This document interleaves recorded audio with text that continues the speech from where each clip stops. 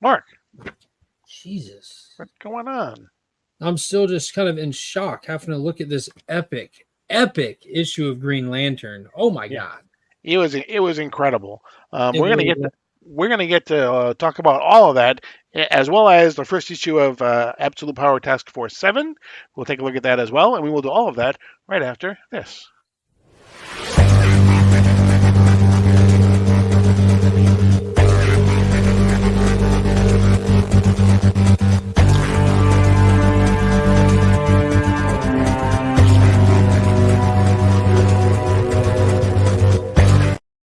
Before we get started, don't forget to hit the subscribe button. Make sure you hit the like button. Leave us a comment. Let us know how you're doing. And hit the notification bell so you're alerted whenever we upload new content. It is pretty much every Monday at 10 o'clock. That's when we upload new content.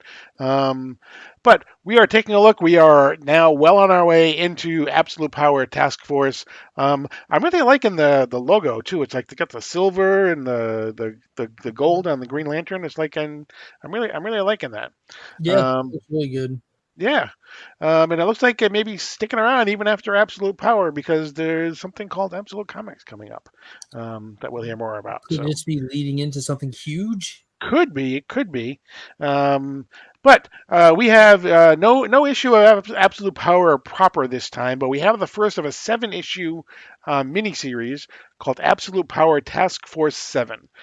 This is basically the story of the 7 Amazos that were created by downloading the consciousness of Zurana from the multiverses, 7 different Zuranas from the multiverse, into Amazo robots, and then they were basically sent out to capture or depower or do whatever they could to eliminate superheroes. Yeah. And we saw that in last week's episode. We covered the initial startup of all the Amazos and the Blitzkrieg, as they put it. But now in this series, we're going to be showcasing each individual Amazo, starting with the Superman one dubbed The Last Sun. Correct. Um, and we start with a very unfortunate thing that happens to the parasite. Oh, yeah, Uh, this is going to torture us. yeah, exactly. Um, basically, Amanda Waller basically uses him as she uses basically everybody for what she is doing, and she basically drains him of everything that he has to get it into the Amazo. So, um, Yeah, and on top of that, yeah. Parasite we saw on the page of the Superman is having like a super hunger. And Mhm. Superman, they created a wristband to put on him that stops his hunger. So Amanda Waller has now removed that wristband, making him fiend and dying of starvation, and sending him after the characters that have some power remaining. They'll stand out like a light in the darkness to Parasite, and she needs to know where Captain Marvel and Mary Marvel are. So she's going to torture Parasite to use him to find them. Correct. And we then switch to where Mary Marvel and Billy Batson are, and they are basically at the Rock of Eternity with nobody's favorite guests. The Auditor Dinosaur is back. Yes, if Yeah, you thought you got rid of unfortunately.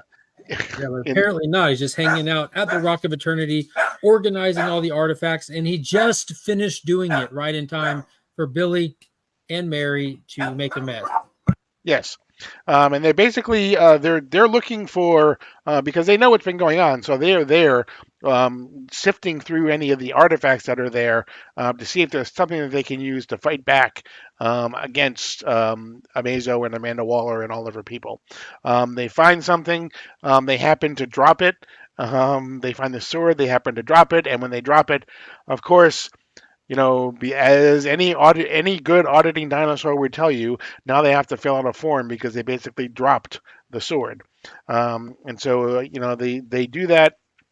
Um, um, Out of nowhere, suddenly appears this Amazo to capture Billy and Mary. Um, Somebody's having some fun because although they were depowered for the most part, they still do have some magical power left. They do. Thank you. And the Amazo appears along with Parasite, who is basically, he's drawing from his power. The Amazo attacks the auditing dinosaur, sends him flying, and then who appears out of nowhere but Black Adam. Yeah, this is where actually it's good. Black Adam doesn't have any kind of restraint. He's not worried about keeping his powers on the low, so the Amazo robot doesn't steal it. I'm not even sure if he's aware that that can happen because he comes in guns blazing, talking trash. You get a nice little fight for just briefly for a moment. Ultimately, the Amazo robot is able to get his hands on him, and that's all it takes. Once he gets his hands on him, you see the distortion, and Mhm. boom, he's out of the fight. Right. And then the Amazo goes after Billy and Mary. Before going any further, do you have a guess as to who do you think this Amazo, which Zerana this Amazo is inhabited by? I don't, because I was thrown off because we did see at this point now twice in this book where it's actually glitching, Hmm. where the Amazo is glitching, and Black Adam uses a line of dialogue. He says, "You are something worse than parasitic," and the Amazo responds by twitching out and saying, "Worse, worse, worse, hearse. I heard murder. I hurt." So he just starts like that. Threw me completely off. I couldn't really follow his line of dialogue or try to guess or anything. I mean, I don't know. He had like that query comment. Cease your escape attempts, villain. I am the champion here. I don't know. Maybe Yeah, I both. mean, he talks about. I mean, in some ways, at some points, he kind of almost sounds like the Adam West one. Um, he Oh, I calls didn't get it. By all that is holy and just, I will vanquish you. exactly. He calls him a vile person, you vile villain or whatever. I will find Um, you, foe. yeah. He kind of sometimes he talks that way. So that was kind of one of my guesses. But um, so they have captured them.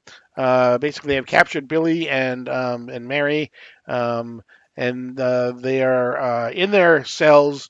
And then we see Steve Trevor appears in Gamora. Um, and he goes down and we kind of hear his internal dialogue as to what's going on and everything and what his thoughts are, and he ends up being escorted by the Amazo. He ends up going to Sarge Steele, who is sitting behind his desk, who basically says, basically, you work for me now.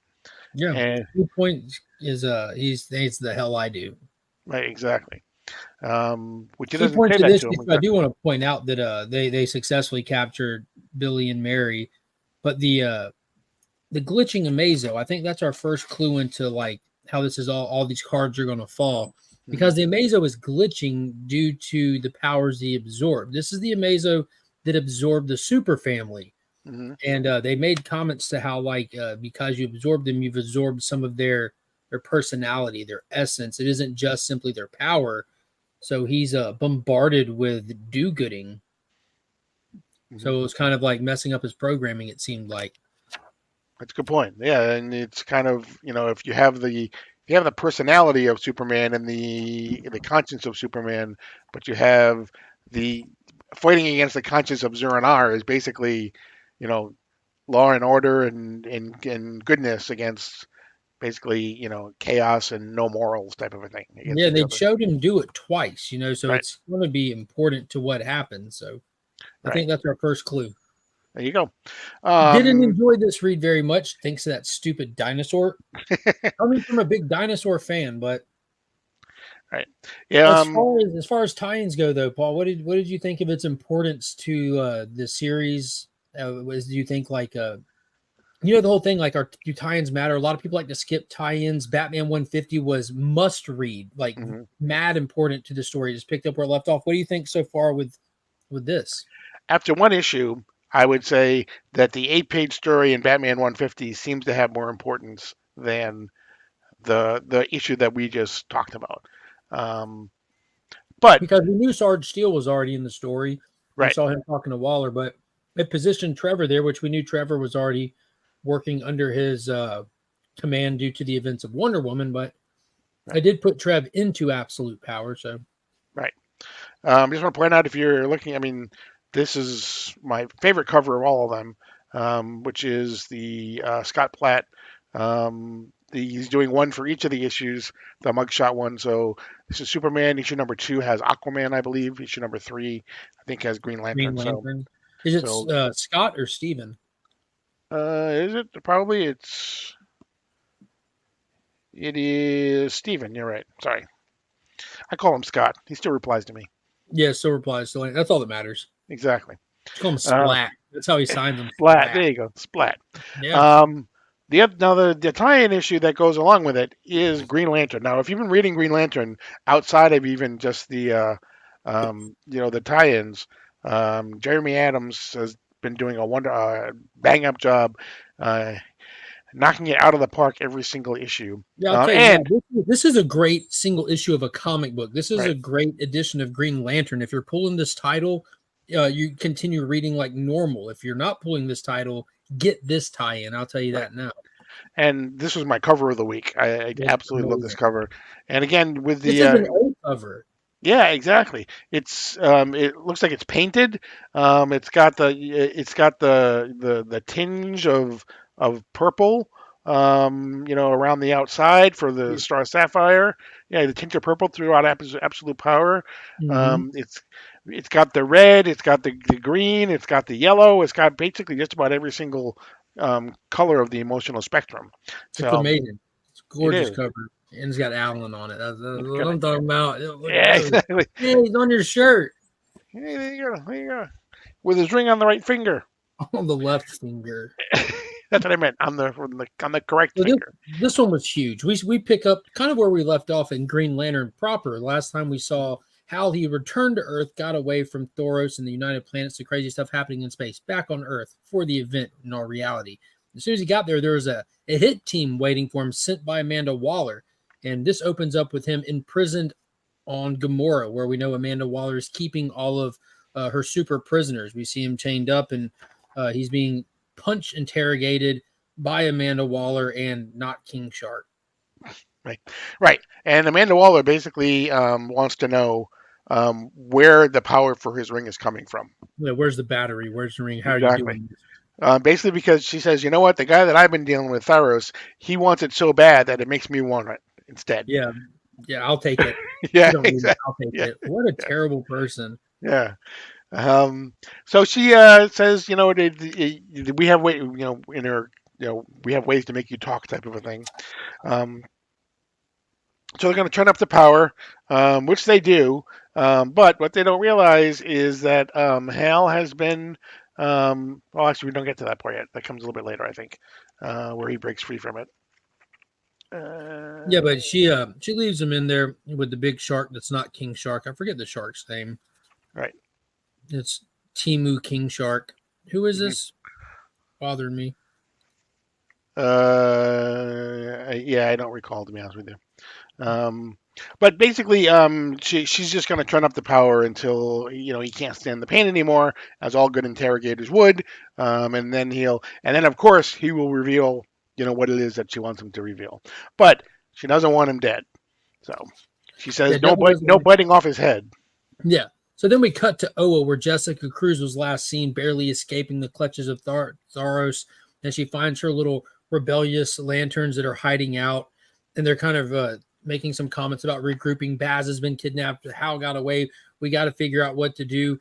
And then we cut to something really big in a full-page splash of Kyle Rayner saying, "You control the emotional spectrum, you control the universe, and have." And he's been kind of wonky in the head, Right. and we haven't got the full reason why. But when we see him, he is clad in all the colors of the emotional Yeah, spectrum. that is just a great Like, this picture. is huge. I don't know, for those of y'all that don't read Green Lantern, these are like top tier power characters, and Kyle historically has been like goaded on a few occasions, like power wise, through some of the biggest Green Lantern stories that have ever Yeah, happened. he was Yeah, the White Lantern.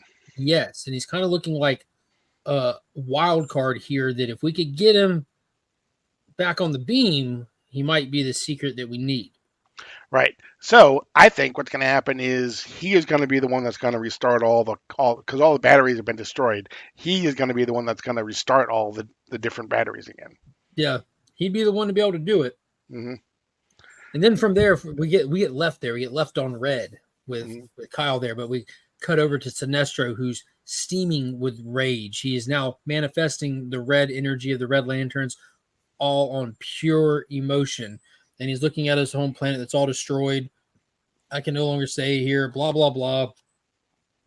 I gotta go figure some stuff out. Neo's flying off. See more of him in the Sinister Sons and the Zod series, which we saw in Zod last week, where they're positioning him over there. I believe Right. Sinister Sons is wrapping up. So there's a lot of continuity that's happening inside of this for the greater Mhm. DC.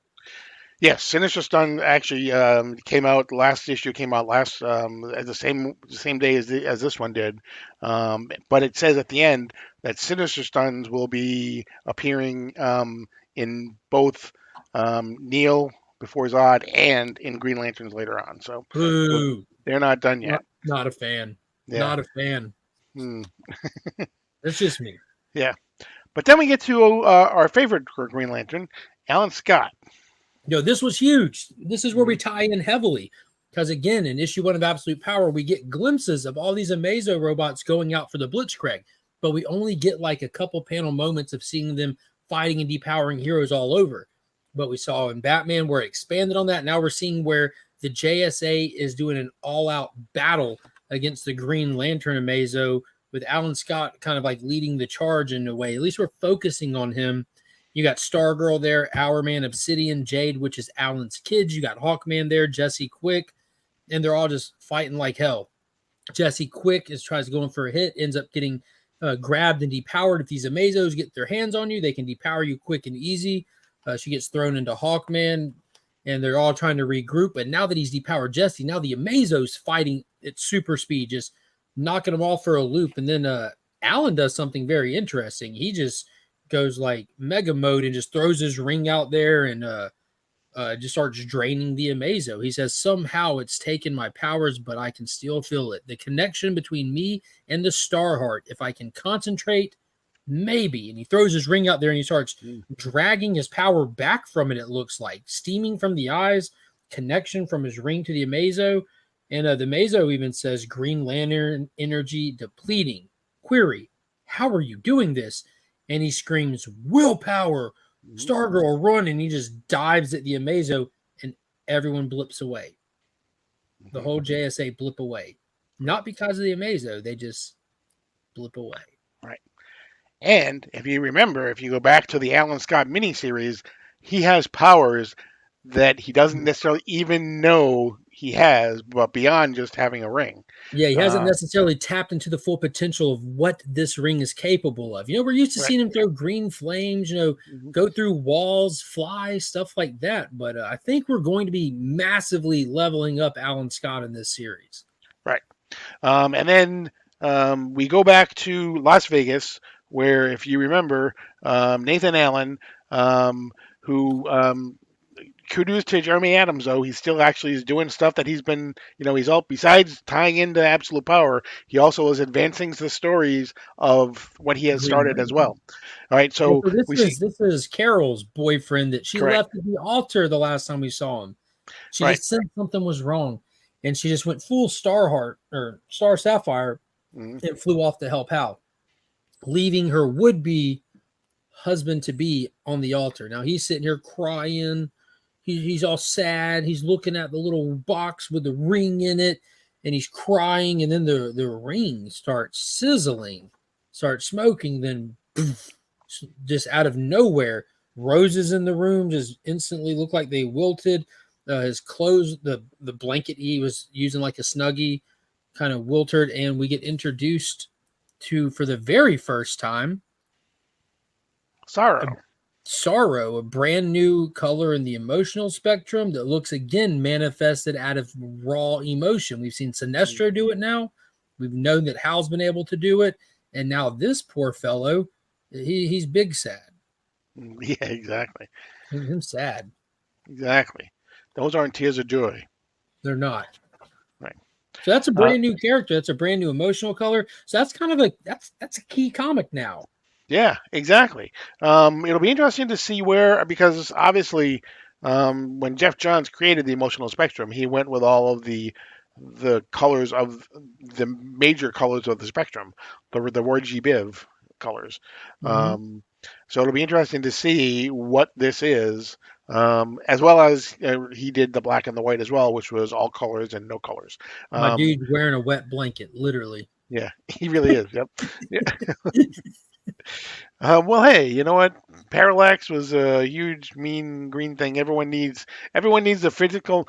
There was a physical manifestation of each of the emotions as well, if you remember. Mhm. So his is a wet blanket. That's Yeah, sorrow, which is perfect. yeah, Um, back to we go back to Ower next. yeah. We get to see. My name is Lord Premier Theros, and I am going to save the universe. Laughing maniacally, looking up at something, he says, Our reality has been a haven of disorder and chaos from the beginning of time. Hmm. The Owens, small in both stature and mindset, had the most powerful weapon in the universe, and yet they did nothing. Apocalypse thrived, Mongol lived, world suffered. They sat idle by while the worst grew in power, but only acted when it benefited their cause. And we see him now standing here, looking up at something, reaching Hmm. out with a. You notice his hand? Yeah. He's got a ring on it for one, but his hand looks dead. Hmm. Then you turn the page. He says, I will make no such mistake, and then no one can stand in the way of my putting right the universe that has gone so wrong. And he's standing on like the precipice of something massive. Hmm. I think he's going to try to mess with Kronos, man. Could be. Well, all the colors of the Yeah, they're emotional all there. spectrum are actually highlighted in the sky and everything with the lightning. So, Mhm. Yeah, I think he's going to try to mess with Kronos. I don't know why. I'm not going to die on that hill, but um, so we go back to Hal to end the issue where he basically is they're turning up the pain for him, and he basically we have this internal dialogue again where basically he says, you know what, Kilowog taught me that you know pain is just um, nerves or whatever. It's all in your head. weakness leaving the Weak, body. exactly. Weakness even leaving the body. And so he says, you know what?